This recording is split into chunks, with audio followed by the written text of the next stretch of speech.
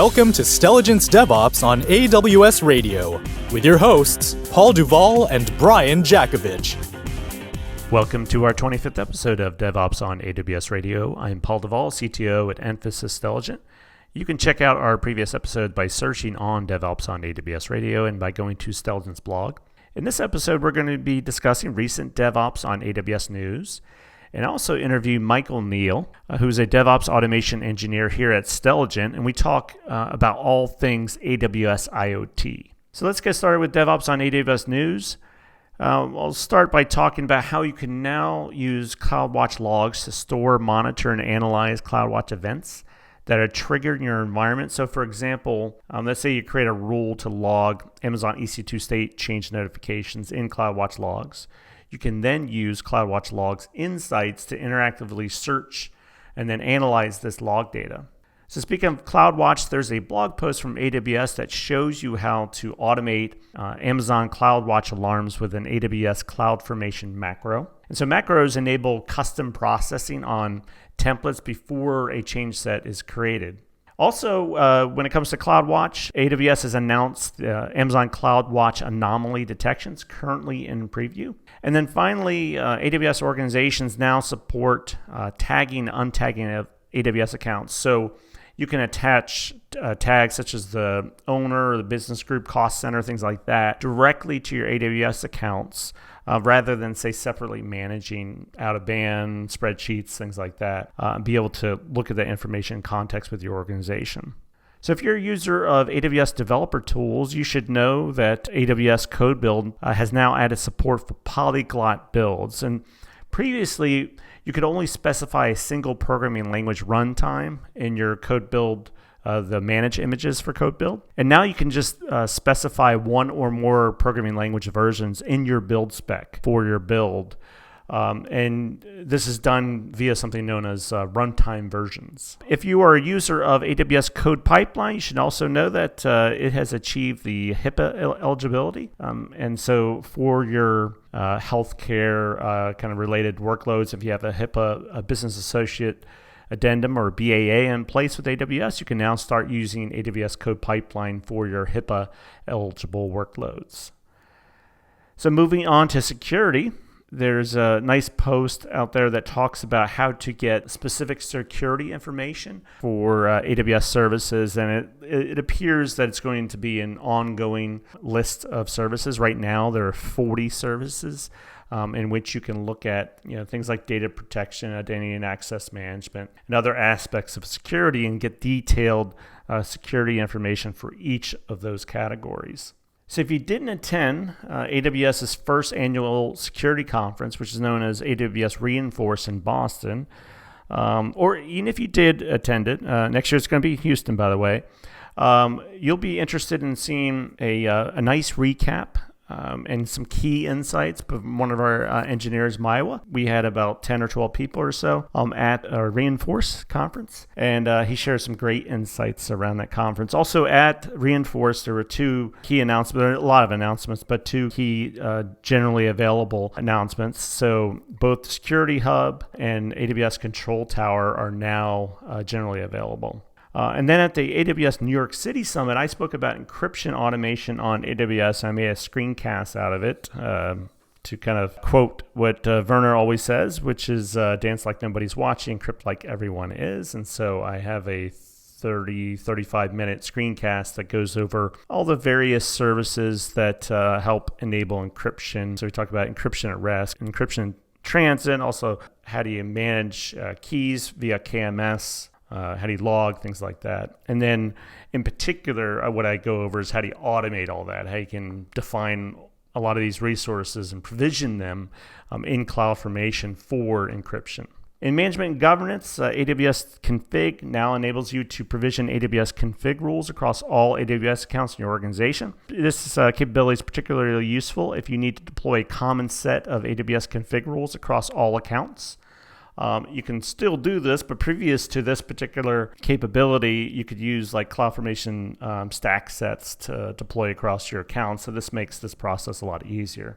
So next up is my discussion with Michael Neil, a DevOps Automation Engineer at Mphasis Stelligent. He starts things off by giving an overview of AWS IoT. So we talked about some of the services like device software, control services, and data services. He gives an overview of performing continuous delivery with AWS IoT with code pipeline, code build, how to do just-in-time provisioning, things like that. Bootstrapping automation. So there's CloudFormation support for Greengrass and IoT things. So he talks about scenarios and deploying down to Greengrass. And then he talks about free RTOS.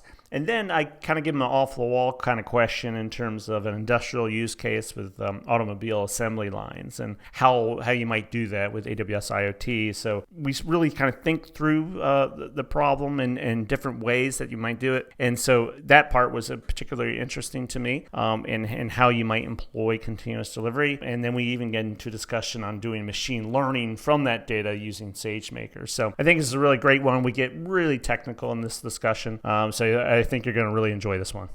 All right, so we're speaking with Michael Neil from Stelligent. Michael, why don't you start things off and just give an overview of your background and what led you to what we're going to be talking about today with IoT? Yeah, sure. Thanks, Paul. So I've been an engineer for about 13 years, and I've been with Stelligent for just over a year. Before I came here, though, I was working for an experiential marketing company, and we did a lot of remote deployments, pop-up type stuff that would come up for 2 or 3 days, and we would put, a bunch of machines and network them together, and then aggregate and send all that data back up to the cloud to use later, since we were a marketing company.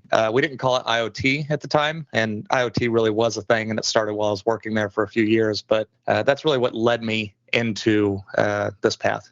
And so how about continuous delivery and DevOps? What led you into that? Oh, sure. Well, deploying these things remotely and not in the cloud is very difficult. There's lots of good resources online for deploying things, but getting stuff on-prem is still a very difficult task. So we just needed ways to optimize that, produce builds, send them out to our technicians on site. And it just kind of led from there. It was like we knew there had to be a better way.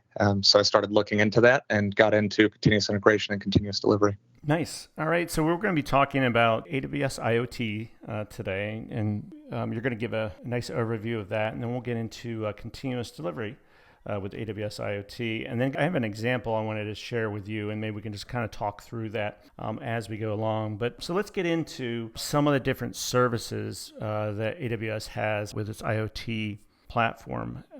And if we can start off by talking about some of the device-related services like AWS IoT Core and Greengrass and Device SDK. If you could give the listeners an overview of those services. Yeah. So really the core is AWS IoT Core, and that is basically an MQTT broker. It's a broker that has a bunch of other functionality built around it. So it's not just straight MQTT, but that's the core of the service, and hence it's called IoT Core. Supporting that are other services like AWS Greengrass, the Greengrass SDK, as well as the Thing SDK and Events engine and the rules engine. And then there's a bunch of other services that are built on top of each of these and integrations that go further down. So Greengrass runs at the edge, is that right? Is it basically what IoT Core provides, but just on the edge? Yes, basically. It's another broker that you're putting on the edge, and the idea is it's a more powerful machine. Think of like your Amazon Alexa sitting in your home. That would be a Greengrass type of device. It's got power constantly to it. It's able to queue messages when they're online or offline, and can respond without a network connection. But then when it has a network, it's able to sync data back up to the cloud, which it would go to IoT Core and then can be processed from there. And that's the real benefit with Greengrass, is not if you have a unreliable, connection. Is that right? Yes, absolutely. When you're on-prem, even if you're connected, at home, or if you're connected in an industry or somewhere, things happen, right? The power goes out. There's something that will happen that you just can't guarantee. And it's not like you don't have this disaster recovery that you might have in the cloud. There's not the concept of an availability zone when you're sitting at your business. You've got one box sitting there, and you need to make sure that that one box is always going to work and that you can get that data out. I'm sure that there's a way to do this more complicated backup scenario, but really, you've got data coming in one place. It's a physical location. You want to guarantee that what you're sending makes it to where you want to go. And with the device SDK, what languages do they support? Oh, off the top of my head, I want to say Python for sure, because I've used that one a bunch. Node, Ruby, and Go, maybe Java as well. But pretty much the common ones that we're used to using. Yeah, absolutely. All right, so let's get into some of the control services like IoT Defender and device management, Things Graph, things like that. Yeah, I haven't touched a whole lot on these. So Things Graph will basically, once you've got 10,000 things or 100,000 things, it's really tough to manage all of these things. So the Things Graph helps you do that. It can give you relations between one thing and another, where the communication's happening, what sort of where are they and what are they doing, basically. You have IoT Analytics. I think you mentioned that one. IoT Analytics helps just process the incoming data and gives you a nice dashboard, like a BI type interface. That's maybe a little bit less than QuickSight would be, but it's still very powerful, and it's automatic, so you don't have to do a whole lot with it. It's kind of like turn it on, it works, it's great. You have Device Defender. Device Defender is another one of these services. It's kind of like WAF for guard duty. You really don't have to do anything. You turn it on, it monitors the network traffic. If it sees anomalies, it's going to alert you and let you know that, hey, this thing that normally sends 5 kilobytes of data once every hour is now sending 10 megabytes of data a second, or something insane. It's going to notice these little changes. It might more minor than that even, but it will notice that over time something has changed and something's wrong, and it can alert you to let you know that something malicious may be happening. The same as you have to authenticate these things against IoT Core, and it can look and see, okay, we have a thing with a cert that's located in this location and it's sending from this IP, and now all of a sudden 10 other things with the same cert are in different locations. This one device has been compromised and this cert is leaked. It needs to be shut off. So like the AWS WAF, are you able to write your own rules as well for Device Defender? Yeah, you can tweak some of the rules, but a lot of it is automatic. It just notices these things that work. Okay, so let's talk about continuous delivery and how you might do with AWS IoT. So you wrote a blog post on Stelligent's site about this. I think it came out 5 or 6 months ago, and I know lots of things have changed in the meantime in terms of continuous delivery and what's possible. But maybe one, you can give an overview of what you covered in the blog post, and more in general, just talk about how is continuous delivery different when it comes to these embedded devices, and in particular with AWS IoT. Yeah. This is a big deal, right? Whenever you're doing continuous delivery in the cloud, you've always got resources. The cloud isn't really infinite, but it feels infinite most of the time. If you say, I want to place this code on this machine, you can have a new machine spun up within seconds and the code placed on it. And these machines can be deleted and new machines brought up. And really, that's what you want to do, right? You start over from scratch every single time, produce a fresh build, put it up there, and it just works. You always know it's going to be connected. But when you're working with IoT, you've got actual physical things that someone has a hold of, and the processes aren't in place, and you may not have connectivity 100% of the time. The device may not be available, or it may have some issues. You're talking about managing your own hardware at this point, and now you're doing something that AWS has to do all the time. That's the service level agreement that they fulfill in the cloud. You're now fulfilling that in your business whenever you start getting into IoT. So that's where continuous delivery gets different, right? You have to guarantee that those resources are going to be available, and that's hard to do. So in the blog post, what I was working on is just how do you provision one of these devices at the edge, right? You have a thing now that you've produced, an MCU, a microcontrol unit, and you want to place your application logic onto this unit. Typically, you're flashing it, you're writing your own firmware, and you're putting it on there. So you have some limitations there, right? You're pretty much limited to C++ or something that could run bare metal. It's got to be a lower level language that you can place on this MCU.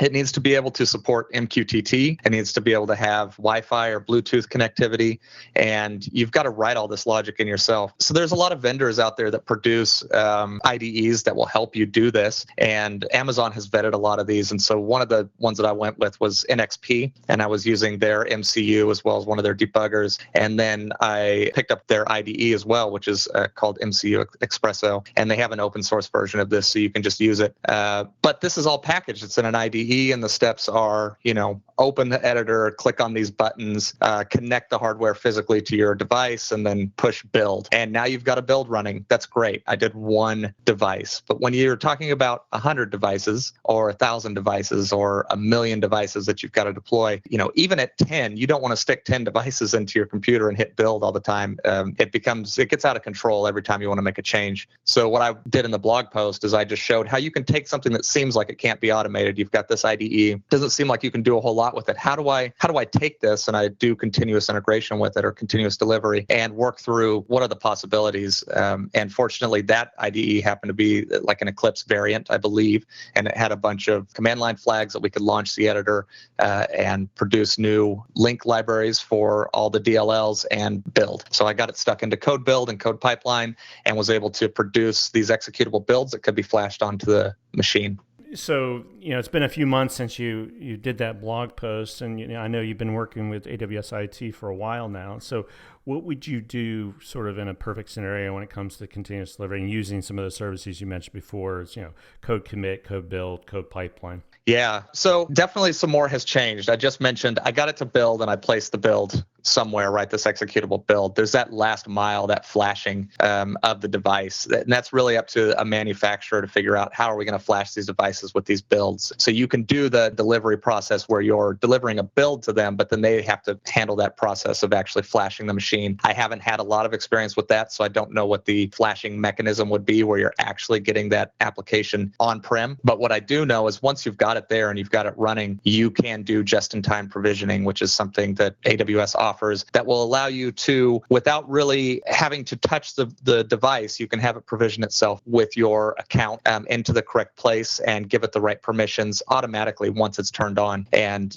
you have to engineer a little bit to get that to work, but it's really powerful in that once you have this build produced and you've got it flashed onto the machine, you can provision it automatically with AWS using some provisioning templates and the just-in-time provisioner. Gotcha. And so, we talked about a number of AWS IoT services, including Greengrass and Core, IoT Analytics, and Device Defender. When we think about from an automation perspective, I want to understand, so there's some bootstrapping automation that you might go through, and then there's as you just talked about, the building, deploying, testing, releasing process that you might go through as well. And so maybe we can first start talking about the bootstrapping process. Like which services that we talked about have, say, CloudFormation support, and for the ones that don't, what do you typically do, whether it's the SDK or what have you? So I'm trying to think of, how do you automate all these different services? Yeah, sure. So fortunately, or not, for our case, when we started kind of early, but a few months ago or back in March or so, Amazon released support for Greengrass and IoT things, the devices. They released support for that on CloudFormation. And it's actually really brilliant the way that they set up the CloudFormation for these devices. We had started writing some using the SDK on our own, and we had device provisioning set up and we had the life cycle going, but all these other things that you want to plug in to like a Greengrass core. It can support Lambdas on the edge, and you have to, have a whole lifecycle deployment for the Lambda, and then you have to provision the device again. There's a whole list of things that integrate with Greengrass that you can provision very simply with CloudFormation that is extremely hard to do if you want to write it by hand using the SDK. So at this point, they allow you to version your Lambdas or version your local resources or version your logging, and then place those onto a deployment and then deploy that down to Greengrass later on whenever that device is available. Let's see. There's also support for the things. So you can use a thing template, which will allow you to basically say, I want a group of things to look like this or have these permissions or this shape or use these certs. And you can set that there in CloudFormation. You create the template. And when you do the just-in-time provisioning, and this does have to happen with the SDK at this point, the just-in-time provisioning, you flash the device, you've built all your stuff.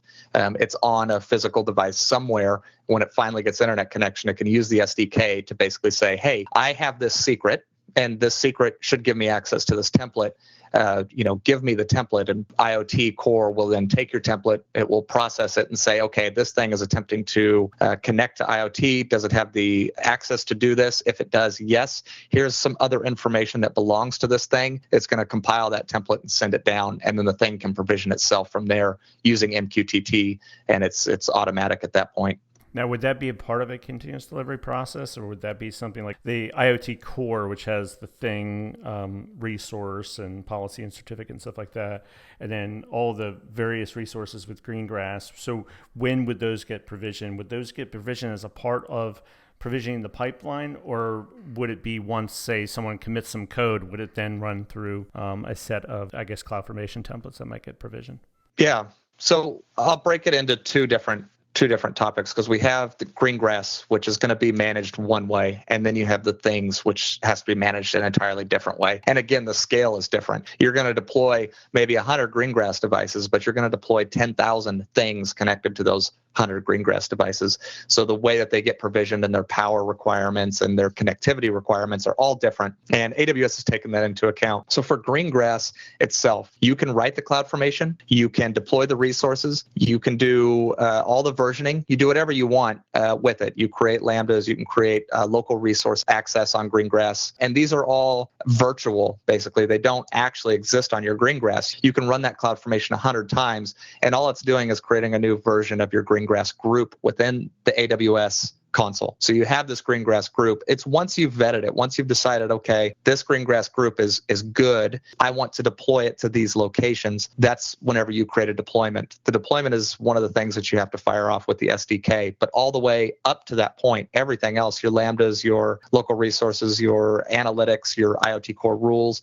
can all be done with CloudFormation, versioned, source controlled, and stuck in AWS. And then you just click a button or fire off a CLI call or API call, and it will then, I say it makes a deployment, it actually schedules a deployment. So it says when this device is online and is ready to receive this deployment, it packages up all these things. It packages up the Lambda code. It packages up a config file that has all the information about your resource access and your logging, and it pushes it down over MQTT to the Greengrass device. The Greengrass device has its own over-the-air updater running on it, and so it sees that, hey, I've got a new deployment ready. I'm going to go ahead and install this over top of my current deployment, and it'll run them side by side, switch traffic, stick the new deployment on, so it's seamless and automatic at that point. So that's the Greengrass side of things, right? You can control it all with CloudFormation. You can version it and test it, and when you test it, you have to provision your own Greengrass. So you do things like keep a physical device in a test facility somewhere that you're going to push your test down to make sure that it's good. And that's the Greengrass aspect of it. For the things, you can create these templates through CloudFormation, but the actual provisioning of the thing has to come from the thing itself, or really should. It makes sense for the thing to do the just-in-time provisioning where it looks up and says, okay, there's a new update. I'm going to pull this code down and execute it on my environment. That's really an exercise for the user, because a thing can be anything, and AWS doesn't try to assume they know what you're deploying there. So the deployment process of that is still a very, I don't want to say manual, because you can automate it, but it's something that you have to automate yourself. It's not supported through CloudFormation. When we were talking about this earlier, you were also mentioning some of the integrations that often occurs in IoT, like integrations with S3 and IoT analytics and Lambda and Kinesis Firehose, DynamoDB. If you could go over some of that. Yeah, sure. So we've talked about Greengrass and the things on-prem, and they're sending information up to IoT Core. And again, IoT Core is basically an MQTT broker. You can think of it that way. It has it has subscriptions or topics, and then you send payloads to that topic address like you would MQTT. On top of this, it has IoT events. So you can create these events through some really simple DSL or through CloudFormation as well. You can say, okay, I have an event that matches this topic, and it'll allow you to do some wildcard matching. So you can say an event came from this location and it has this shape, and the payload also contains these values or these properties, and because it contains those, I want to act on them.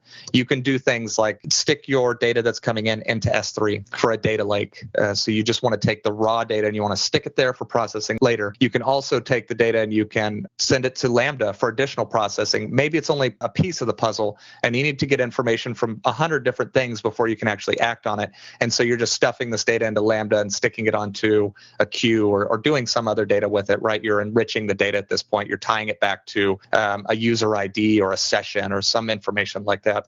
You can also stick it into an SQS queue so it can be managed later, right? You can send it off to be processed a bunch of different ways. You can massage it and you can stick it into Dynamo. And when I say massage, I mean map the data, right? So you have a payload that has some structure. You can restructure structure it like you would rewrite an API gateway incoming request. It rewrites it that way where you just say this key will have this value, and now it's going to be this key and this value instead.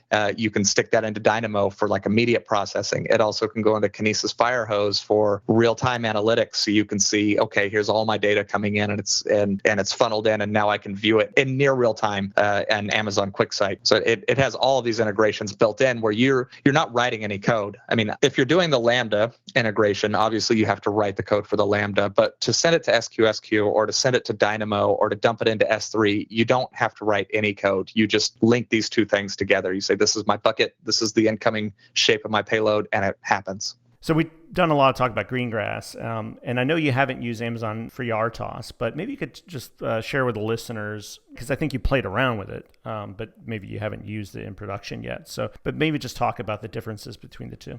Yeah, that's exactly right. I have played around with it, but I have not put it into production. So things I say are from my limited experience. But Greengrass, just to recap, is for larger power devices, right? Think about your Echo device sitting in your home. It's connected. It's always got power. It's got a pretty stable internet connection, right? It's connected to your Wi-Fi, and you're not really worried about consuming too much power. And you might have a lot of processing power in there. You know, you might have a gigahertz or half a megabyte of RAM, which is a lot in these contexts. If I said megabyte, I meant gigabyte. So you want to, you'll have plenty of resources. But when you're working with FreeRTOS, that's really for low power devices. That's meant to be like a battery operated device that is probably on the move. It's not stationary. It's not connected to power all the time. Or maybe it's connected to power intermittently. It may or may not have an internet connection at times. And so you really don't want to send a lot of data on it because you're talking about megahertz clock speed and megabytes of memory and maybe no disk usage. And RTOS is an operating system. It's not an SDK. It's not a library. It's the full operating system. It has boot set up for you. It has the ability to do, to monitor the clocks and to execute your code at some intervals and manage all of that. So it's very low level. It's written in C++. And the Amazon variant of FreeRTOS is obviously meant to work with IoT Core. So it has things like Bluetooth and Wi-Fi drivers built directly into it. It has MQTT ability built into it. So you don't have to go write these things. You just start with this, and now you say, okay, I have a low power device. It needs to have these properties already, and so you've got these underlying libraries for communication, for networking, and now you can build on top of it. Okay, so let's get into an industrial IoT use case, and let's imagine that I'm an automobile manufacturer and I want to put devices across all my assembly lines in order to help the workers remediate problems, maybe measure the robot usage, performance, maybe the heat, oil, the ability to analyze and then act on the data from the devices. One of the things that the VP of AWS IoT mentions is, like, if you knew the state of everything, every device, and could reason on top of that data, what problems would you solve? Basically the idea is that there's a lot of data out there that never gets acted on, right? And so in this use case I'm talking about with automobile manufacturer, two questions. One is, how would they employ AWS IoT? How might they do it? Of course, there's many different ways of doing it. And then how might they automate that process? How might they create a continuous delivery pipeline around that? Yeah, sure.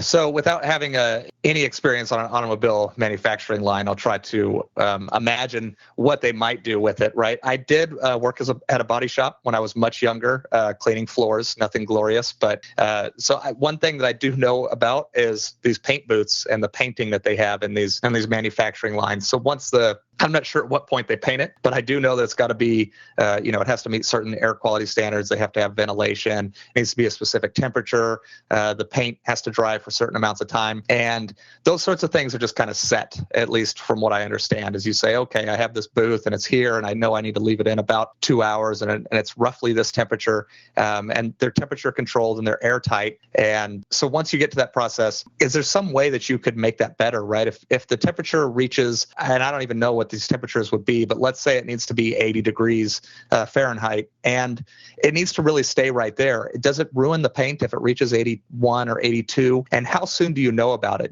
Is someone standing there staring at a thermometer to check and see what the temperature is? That's one of those things that you could create as a device or a thing and say, okay, now I have a thing, I'm monitoring this temperature, and if it ever fluctuates outside of here, I know I may have a problem with this and it may need to be inspected, so you can alert on it. Other things might be tolerances. Maybe you hear about door panels not fitting correctly, or tolerances between different panels on these assembly lines. You could take pictures of these. You can use machine learning on a Greengrass device on-prem to say, okay, the tolerance on all of these is 1/8 of an inch, and this one came through and it's at 1/4 of an inch. We may have a problem. Let's stop and look at this one. But you don't want to stop the entire line, right? Maybe you can pull that one out, look at it, and you don't have to go back and inspect every single one because you just have a camera checking the tolerance of every single car that comes through. And you mentioned machine learning. That integrates with SageMaker, right? Yeah, so it integrates with SageMaker. You can deploy your models to Greengrass on-prem to do the validation of these models and these images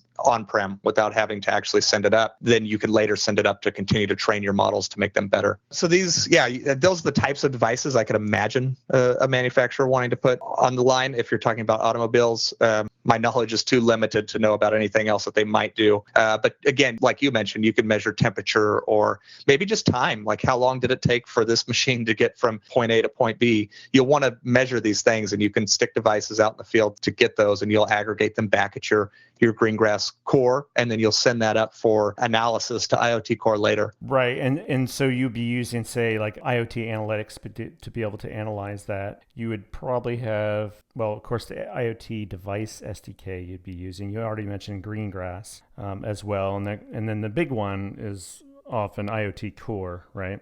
That would be utilized. Yeah, IoT core is really the centerpiece, right? That's the main requirement to get started with IoT, AWS IoT. Okay, and then when it comes to continuous delivery, it would be the similar types of tools on and services on AWS, code commit and code build, code pipeline, and Yeah, absolutely. So, I mean, for managing these things, right? Let's just talk about the machine learning aspect of it. One of the things that I mentioned, for the first time here, talking about what I could imagine them doing, taking these images and processing them on the machines. In order to do that, you've got to train a model. So you would have your whole SageMaker set up in CloudFormation, and you'd be deploying all the resources needed to run your SageMaker pipelines.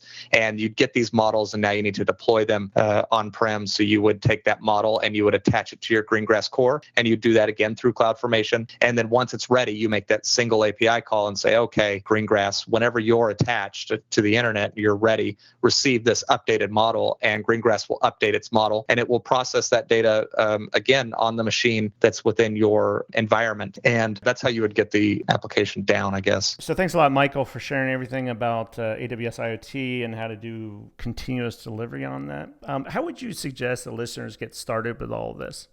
Well, I mean, one, they could go read the blog post at Stelligent. There is getting started with AWS IoT on the Stelligent blog. There's also great resources on Amazon. If you just go to Amazon's IoT core page and walk through the documentation, there's some getting started guides that walk you through how to provision a Greengrass device or how to set up a device similar to the blog post that I wrote. For the latest DevOps best practices on AWS, follow our blog at www.stelligent.com/blog.